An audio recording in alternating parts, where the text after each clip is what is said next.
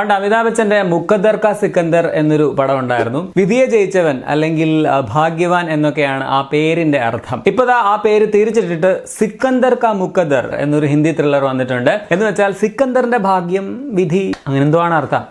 എന്തായാലും നീരജ് പാണ്ഡെ സംവിധാനം ചെയ്ത് അവിനാഷ് തിവാരി, ജിമ്മി ഷെർഗിൽ, തമന്ന ഭാട്ടിയ തുടങ്ങിയവർ അഭിനയിച്ച ഈ ഹിന്ദി ത്രില്ലർ സിനിമയെ കുറിച്ചാണ് ഇന്ന്.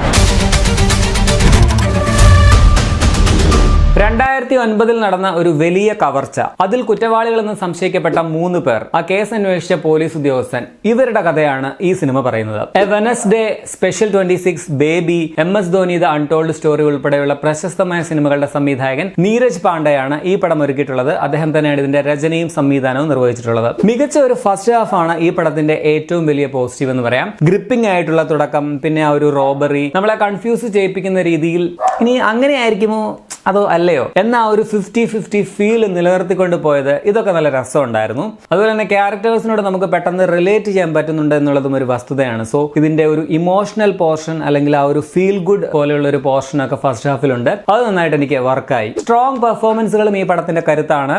സിക്കന്ദർ എന്ന ടൈറ്റിൽ ക്യാരക്ടറിൽ വന്ന അവിനാഷ് തിവാരി കിടുവായിരുന്നു. ഞാൻ ആദ്യം പറഞ്ഞ ആ ഒരു 50-50 ഫീൽ നമുക്ക് ഉള്ളിൽ വരുത്താൻ വേണ്ടി അദ്ദേഹത്തിന്റെ ആ ഒരു മുഖവും ഭാവങ്ങളും ഒക്കെ കറക്റ്റ് ആയിരുന്നു. കുറെ കാലങ്ങൾക്ക് ശേഷം തമന്ന ഭാട്ടിയുടെ ഒരു മികച്ച റോളും ഈ പടത്തിലുണ്ട്. സ്ഥിരം പുള്ളിക്കാരി ചെയ്യുന്ന ഈ ഗ്ലാമർ ഡോൾ അല്ലെങ്കിൽ ഐറ്റം സോങ്സ് പോലെയുള്ള ഒരു ഓർണമെന്റൽ ക്യാരക്ടേഴ്സിൽ നിന്നും വിരുദ്ധമായിട്ട് കഥയിലേറെ പ്രാധാന്യമുള്ള നല്ലൊരു വേഷമാണ് തമന്നയ്ക്കുള്ളത്. ആ ഒരു പനി വന്ന ഭാഗത്തെ ആക്ടിങ്, ഡയലോഗ് ഡെലിവറി ഒക്കെ ഭയങ്കര നാച്ചുറൽ ആയിരുന്നു. സിക്കന്ദറിനാണ് കൂടുതൽ സ്ക്രീൻ സ്പേസ് എങ്കിലും തമന്നയുടെ ക്യാരക്ടറാണ് ഇമോഷണൽ ഡെപ്ത് കൂടുതലുള്ളത്. ഇവർ തമ്മിലുള്ള കെമിസ്ട്രി നന്നായിട്ടുണ്ടായിരുന്നു. അതുകൊണ്ട് തന്നെ ആ ഒരു ലവ് ട്രാക്ക് കൊള്ളാമായിരുന്നു. ഇൻവെസ്റ്റിഗേഷൻ ഓഫീസർ ജസ്വിന്ദർ സിംഗ് ആയിട്ട് വന്ന ജിമ്മി ഷെർഗിൽ നൈസ് ആയിരുന്നു. സോയ അഫ്രോസ്, ദിവ്യ ദത്ത, റിധിമ പണ്ഡിറ്റ്, രാജീവ് മേത്ത എന്നിവരും തങ്ങളുടെ റോളുകൾ മികച്ചതാക്കി. അരവിന്ദ് സിംഗിന്റെ ക്യാമറ കൊള്ളാം. കുറെ ഈ സിംഗിൾ ഷോട്ട്സ് പോലെ എടുത്തു വെച്ചതൊക്കെ നൈസ് ആയിരുന്നു. പ്രവീൺ കുതികോലത്താണ് ഇതിന്റെ എഡിറ്റിംഗ് നിർവഹിച്ചിട്ടുള്ളത്. പായൽ ദേവാണ് മ്യൂസിക്. ഉള്ള ഒരു പാട്ട് കൊള്ളാം. സാധാരണ ഈ ലവ് സോങ്സ് ഒക്കെ വരുമ്പോൾ ഞാൻ ഓടിച്ചു വിടാറാണ് പതിവ്. പക്ഷെ ഇതിലെ പാട്ട് ഞാൻ ഫുള്ള് കണ്ടു കേട്ടോ. ഒട്ടും ക്രിഞ്ച് ഫീൽ ചെയ്തില്ല. ട്വിസ്റ്റ് ഒന്നും അത്ര ഗംഭീരമായിട്ട് തോന്നിയില്ല.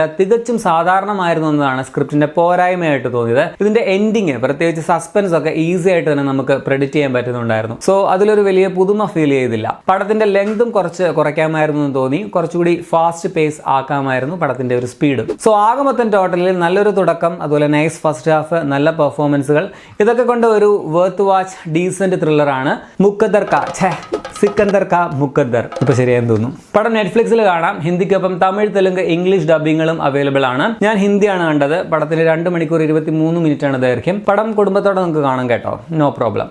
സോ നിങ്ങൾ ഈ പടം കണ്ടിട്ടുള്ളവരാണെങ്കിൽ നിങ്ങളുടെ അഭിപ്രായം കമന്റിൽ രേഖപ്പെടുത്തുമല്ലോ. അപ്പൊ ശരിയാണ്.